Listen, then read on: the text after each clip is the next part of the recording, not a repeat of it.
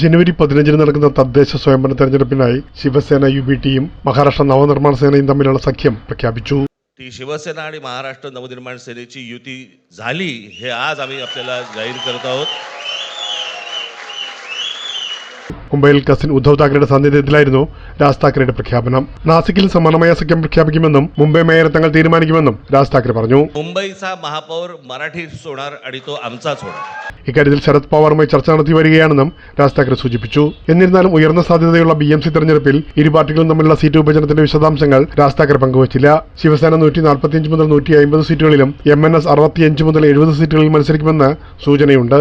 അതേസമയം ഒന്നിച്ചു നിൽക്കുമെന്നും മുംബൈയെ മഹാരാഷ്ട്രയിൽ നിന്നും പിടിച്ചെടുക്കാൻ ശ്രമിക്കുന്നവരെ അവസാനിപ്പിക്കുമെന്നും ഉദ്ധവ് താക്കറെ മുന്നറിയിപ്പ് നൽകി. महाराष्ट्राला मुंबईपासून किंवा मुंबईला महाराष्ट्रापासून मराठी माणसापासून तोडण्याचा प्रयत्न करेल त्याचा राजकारणात खात्मा केल्याशिवाय राहणार नाही शपथ घेऊन आम्ही मैदानात उतरलेलो. നിർണായകമായ ബൃഹൻമുംബൈ മുനിസിപ്പൽ കോർപ്പറേഷൻ തെരഞ്ഞെടുപ്പിനുള്ള സഖ്യ ചർച്ചകൾ കുറച്ചു നാളുകളായി നടന്നു വരികയായിരുന്നു. പ്രേംലാൽ, കൈലി ന്യൂസ്, മുംബൈ.